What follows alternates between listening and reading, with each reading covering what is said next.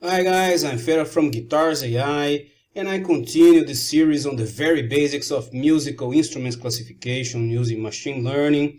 And today I'll try to give a very gentle introduction to deep learning using Keras. So basically we're going to try to solve the same classification problem as we've been trying. We already used the two different algorithms, and now I'll try to solve the same problem using some basics of deep learning. Yeah. So we start with importing our packages. So this time I'm also importing Keras, which is a Python API. So it's for neural networks, and it uses different backends. You can use TensorFlow, CNTK, or Theano. I'm using TensorFlow, and we can use Keras to create our models, to train. I'm still using scikit-learn for some different purposes, like to divide our samples into a training set and a test set. I'm using some label encoders. Here is just the main difference between the previous tutorials that we are using importing functions from Keras. So again, we do the same procedure. We are going to use the MFCC as an audio feature. So everything we already did before, we don't need to do it again. I've saved the vector of labels before we can use. So here I'm loading the labels. These labels, they are a list with the name of instruments like oboe, flute, saxophone, and trumpet. And then I'm using the label encoder that scikit-learn will take this vector of labels and it will transform into a vector of integers, and each number will correspond to a different class. So this is what we're doing here at this part, load labels. We're using a label encoder. We go from a vector of labels to a vector of encoded classes. I'm using here the test set size to be 25% of all the our available audio samples, and here I'm loading the MFCC feature vector that we saved before in previous tutorials. At this point I'm still repeating all what we did already, so I'm dividing our audio samples into a training set and a test set, and I'm using scikit-learn with the stratified shuffle split. And here at this point we have already our training set, vectors of a training set, our test set, the classes for our training and the classes for the test, and they have these shapes. So it's 450 audio samples, and each has 13 features, which are the 13 MFCC, the mel frequency capture coefficients that we calculated before. So at this point we will start with Keras and create our model. So you find the documentation about Keras on this link. So I find Keras a very good library. It's a very good API. You can do fast experiments on neural networks. So at this point we have to do one more step to use Keras in our deep learning model, which is we need to go from integer encoded classes to what's called a one-hot encoded classes. So basically it will transform the integers into a list of zeros and ones. So we have 6 classes, so 1, 2, 3, 4, 5, 6. So now we have transformed using the one-hot encoder, also from scikit-learn. So we go from the integer encoded to a one-hot encoded, and we still have the vectors with the same shapes. The next step is that to use Keras, we need to have certain shapes of vectors. It's defined in Keras documentation. So at this point I'm reshaping the vectors which I had before, so they have this shape. So Keras, to create a model in Keras, you have two possibilities. There is what is called a sequential model and a functional model. I'm using for this example the functional model, and I'll talk about the sequential model in other tutorials. So to create a model, we need to first define an input layer, and we need to give the shape of the input layer, and we use this input that imported from Keras. So the model input will be this input, and it will be, here is the so our feature vector have 13 elements, so this is the shape we need to pass to this input layer.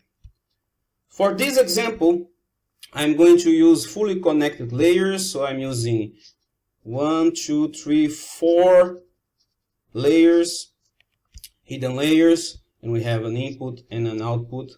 So this is where deep learning becomes very challenging. We have too many parameters to define and to set, and it's not intuitive, and it's not simple, and it's a lot of trial and error and experimenting with different. So we can choose a network topology, an architecture. So I'm using only fully connected layers in this example. The number of layers, how many hidden units per layer, which activation functions we are going to use. We can use what kind of initializers we are going to use, what kind of optimizers we are going to use. Basically, at this point, I'm just guessing some values. So I decided that I want 4 layers, and the layers will have 12 hidden units on the first layer, 10, 8, 6. So here, this is how I am defining a fully connected layer in Keras. So I'm using this dense function, and we need to also give an activation, which I'm using relu. We can use tonnage and other activation functions. So to create a layer, this is how we do using the functional model in Keras. Then our output, we need to tell also how many layers, and we need to choose an activation. So for this kind of multi-class problem, I'm using the softmax activation functions. And then when we define different layers, and then we create our model, we give the input and the output. So as you can see, they're chained. So this is the input. The first layer, it takes the input. The second layer takes the first layer, and so on, so until we get the output, which has the fourth layer. And here we create our model. So how does this model look like? We can use the summary to visualize in a text form. So we have an input layer. This first here, it means that we can have many batches, and each batch has 13 elements. So in total, our model needs to train 406 parameters. So another way to visualize, we can also plot. So we can import this plot model function from Keras, and we can visualize how our model is according to layers, what's the input of each layer, what's the output of each layer. So I decided to have this kind of dimensionality reduction. So it starts with 13 elements, and it will finish with the 6 elements, and then it's a softmax with another 6 elements.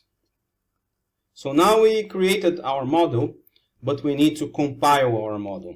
At this point, we need to choose a loss function, which optimizer to use.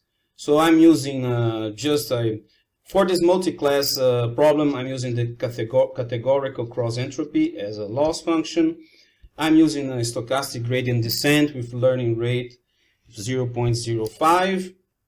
And here with this compile, we can compile the model, and the model is ready for training.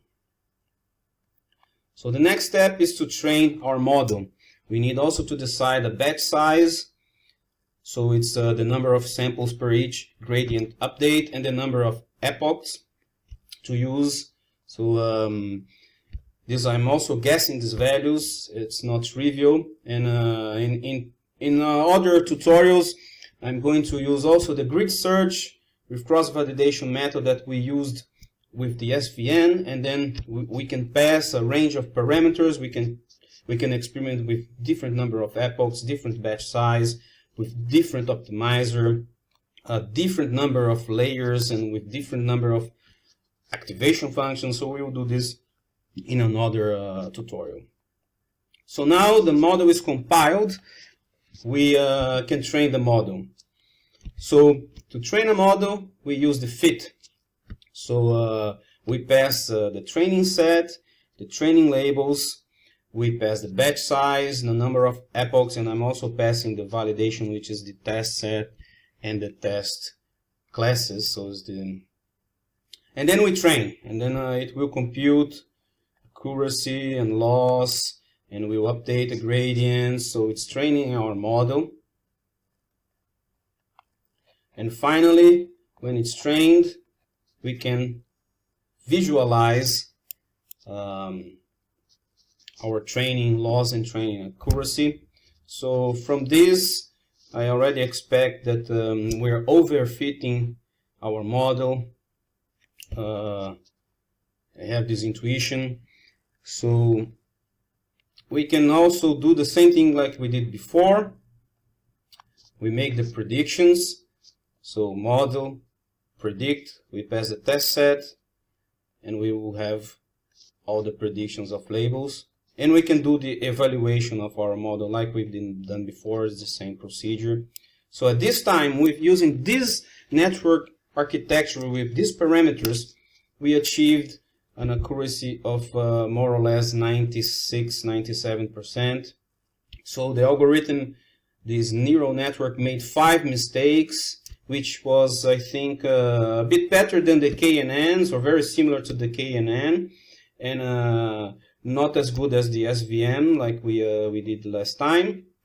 But still, for this experiment, to get the feeling of deep learning, it's a good exercise. So we can also have the confusion matrix, and we can see that, for example, there are 2 mistakes on the cello. One is mixed with a sax, and another one mixed confused with a viola.